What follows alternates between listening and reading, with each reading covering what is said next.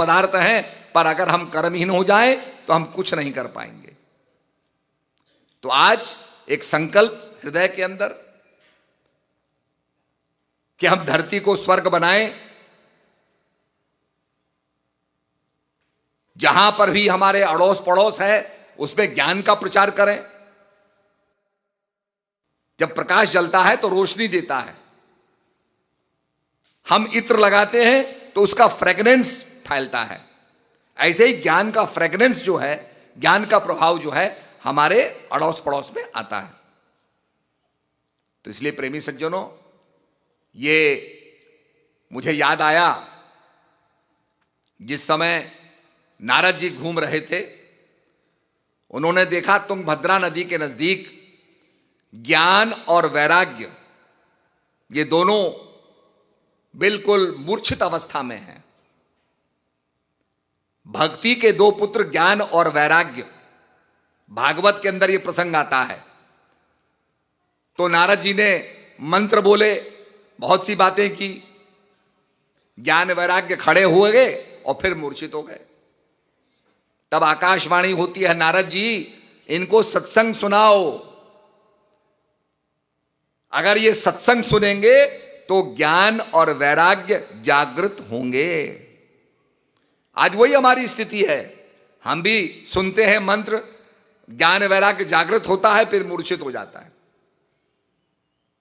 तो भक्ति के जो दो पुत्र हैं उसके अंदर ज्ञान और वैराग्य को जागृत करने के लिए हमें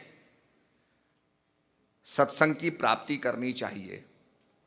सत्संग हमारे अंदर सुषुप्त चेतना को जागृत करता है। तो प्रेमी सज्जनों, ये सौभाग्य हमको मिला है और इसमें अब तो बहुत से साइंस का बड़ा प्रभाव है। इंटरनेट के जरिए इंडिया में हमारे प्रोग्राम्स आप लाइव देख सकते हैं। हिंदुस्तान में अभी हमारा नारायण घाट में प्रोग्राम हुआ, लोगों ने देखा, और हम इस नदी के इधर थे, सारी जगह वर्षा होती रही, जहां पर हमारा सत्संग हो रहा था वहां बारिश नहीं हुई। इंद्र महाराज की कृपा रही, जब हम चले गए तब इतनी बारिश हुई पूछो मत। तो इंद्र महाराज की भी भक्तों पर कृपा रहती है। और सबसे बड़ी चीज यह है, हमारे संस्था के श्री महाराज जी कहते थे कि भाई अमीर आदमी और गरीब आदमी दोनों खाना खाते हैं। आपने देखा होगा, एक मिल होती है, मिल की कैपेसिटी होती है बहुत बड़ी कैपेसिटी से मिल बहुत कुछ आटा बनाती है। उन्हें कहा गरीब आदमी सूखी रोटी खाता है, नमक उस पर रखता है, प्याज रखता है, गरीब आदमी रोटी खाता है। अमीर आदमी एक रोटी नहीं, नाना प्रकार के व्यंजन खाता है, डिशेस खाता है। तो श्री महाराज जी कहते थे कि गीता में कहा है कि जो अंत काल में, भगवान गीता में कहते हैं, जो अंत काल में मेरा सुमरण करते हुए शरीर छोड़ता है, हे अर्जुन, वो निसंदेह मुझको प्राप्त होता है। आपने देखा होगा, आपको यहां प्रोग्राम में आना था, आप कल सोए, आपको था जाना है, तो सवेरे आपका नींद टूट गई। बायोलॉजिकल क्लॉक बोलते हैं उसको। ऐसे ही जिसका चिंतन करते हुए हम शरीर छोड़ते हैं, तो भगवान का चिंतन करेंगे तो भगवान प्राप्त होंगे। तो श्री महाराज जी कहते थे, गरीब आदमी अगर भगवान का चिंतन करता है तो वो भगवान को प्राप्त होगा, और अमीर आदमी नाना प्रकार के भोजन भी कर रहा है, और अगर वो भगवान का चिंतन नहीं करेगा तो भगवान को प्राप्त कैसे होगा। तो कहा, 184 भरम दिया मानुष जन्म पायो, कह नानक नाम संभाल 100 दिन नेड़े आयो। ये 84 लाख योनि, आपने देखा होगा हमारे संतों ने 84 लाख योनि की बात कही। अगर आप किसी म्यूजियम में जाओ और जिस म्यूजियम में दिखाया जाए कि भाई आदमी कैसे पैदा हुआ, तो क्या दिखाएंगे वो? पहले ये फिश पैदा हुई, एक सेल पैदा हुआ, उससे धीरे धीरे डेवलपमेंट हुआ, फिर ये जानवर बना, होमोसैपियन बना।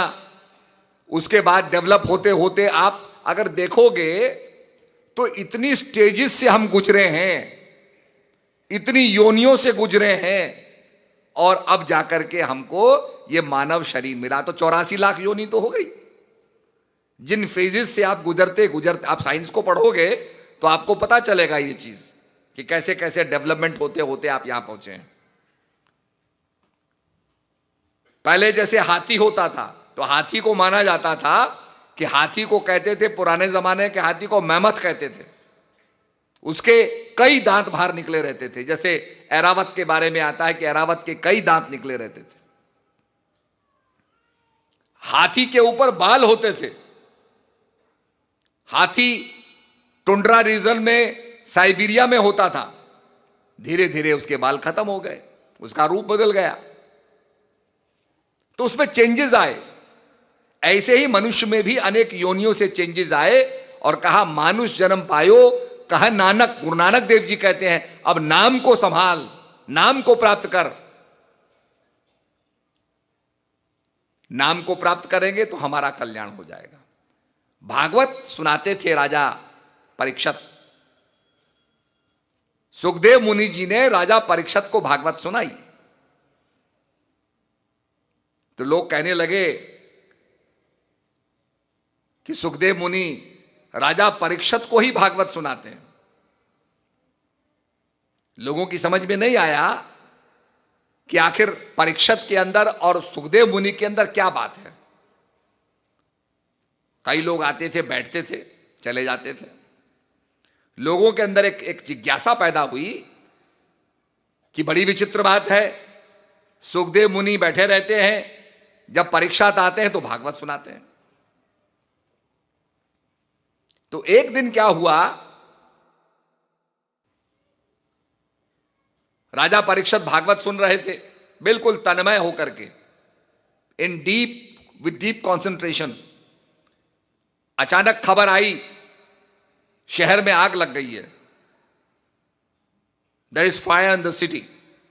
तो जब सुना लोगों ने आग लग गई है तो लोगों ने कहा भैया मेरा घर का क्या होगा, मेरा घर का क्या होगा। लोग उठ गए। राजा परीक्षित विचलित नहीं हुए। फिर खबर आई कि जी आग तो राजमहल तक पहुंच गई, राजा का महल जल रहा है।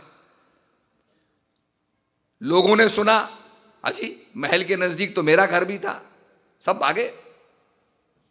राजा ने सुना थोड़ी देर बाद, अजी महल भी जल रहा है। राजा कथा ही सुनता रहा। सुखदेव मुनि सुनाते रहे, राजा कथा सुनता रहा। सारे लोग उठ के चले गए। हमारे घर का क्या होगा, मेरे कपड़े का क्या होगा, मेरे सामान का, मेरे पैसे का क्या होगा। परंतु सुखदेव हिले नहीं, परीक्षित हिले नहीं। थोड़ी देर के बाद खबर आई, अजी साहब फायर को कंटेन कर लिया गया है, आग को बुझा दिया गया है, कोई चिंता की बात नहीं है। लोग लौट करके आए तो क्या देखते हैं कि सुखदेव महाराज कथा सुना रहे हैं, राजा परीक्षित सुन रहे हैं। और लोगों ने कहा भाई हम तो वैसे ही भागे, असली तो कथा यही सुन रहे हैं, हम तो विचलित हो गए। तो जीवन में विचलित नहीं होना चाहिए। इसीलिए भगवान कहते हैं अर्जुन अभ्यास और वैराग्य से, अर्जुन कहता है प्रभु धरती में बाणों से छेद करके पानी निकालना मैं आसान समझता हूं।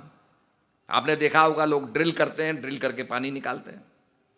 कहा मैं बाणों से ड्रिल कर दूंगा, वायुमंडल की एक हवा की गठड़ी बांध सकता हूं मैं, it is very easy for me.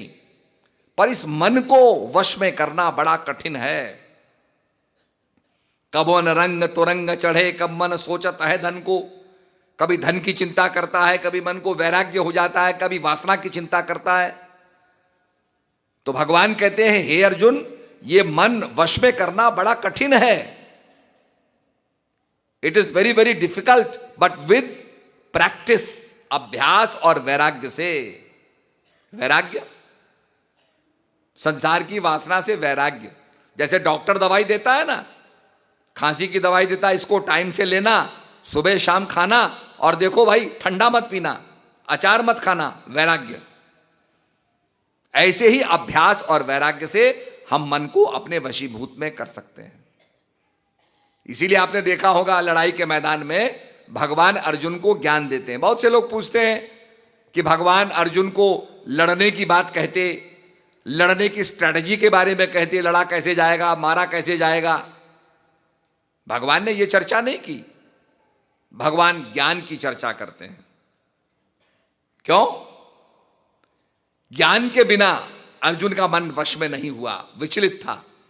और मन का, अगर अर्जुन का मन वश में नहीं होता तो अर्जुन लड़ाई लड़ नहीं पाता। तो भगवान ने ज्ञान दिया जिससे अर्जुन का मन शांत हुआ, मोह से वो बच गया, धर्म युद्ध उसने किया। भगवान यही कहते हैं, पवित्रणाय च साधूनाम विनाशाय च दुष्कृताम धर्म संस्थापनार्थाय संभवामि युगे युगे। मैं धर्म की स्थापना करने के लिए युग युग में आता हूं, भगवान का कहना है। आपने देखा होगा जब गर्मी पड़ती है, specially here also, when there is too hot, the hot air rises, it is light, and the cold air comes in, tornado होता है और वर्षा हो जाती है। तो जब जब होए धर्म की हानि, बाढ़हि असुर अधम अभिमानी, तब तब प्रभुधर मनुज शरीरा, हरे कृपा नदी सज्जन पीरा। तब तब महापुरुष आकर के ज्ञान देते हैं और हमारा कल्याण करते हैं। So dear friends, I was talking about different sects, different religions, different way of life. Some people believe that our sect is better than the other sect. The word different sect, different religion, what is very important is to remove the word different and different. We should have a unified, we should understand the common, the fundamental principle. For example, we bring water from Thames, we bring water from Ganges, we bring water from Mississippi River, we bring water from Hwangho, Yangtze, Volga River. And if we examine the water, ultimately all the water from all the rivers is nothing but 2 atoms of hydrogen, 1 atom of oxygen makes 1 molecule of water. It is hydrogen and oxygen. Fundamentally. And the empirical of H2O is HO. That is the fundamental. 2 particles are there.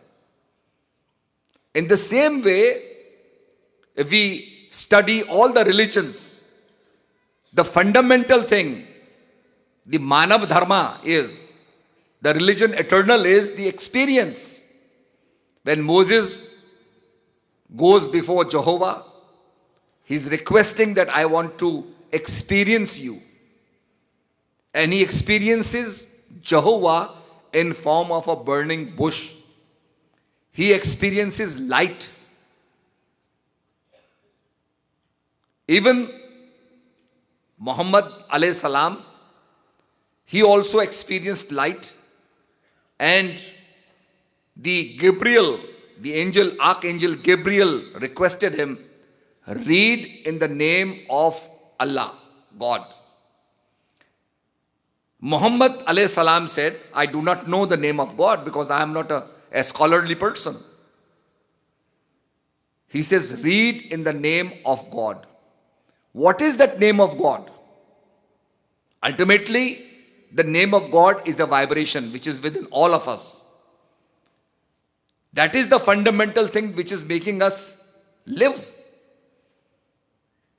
I'm speaking many words. Ultimately, these words are vibration.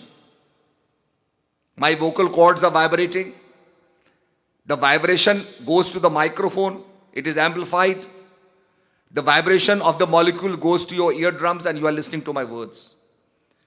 But when we talk about the Logos, when we talk about the Word of God, when we talk about Elohim, That is the word of God which is in breath. You do not speak it. It is not pronounced. It is in the breath. That is called Elohim. So that is within everybody, within every heart, and that is to be experienced.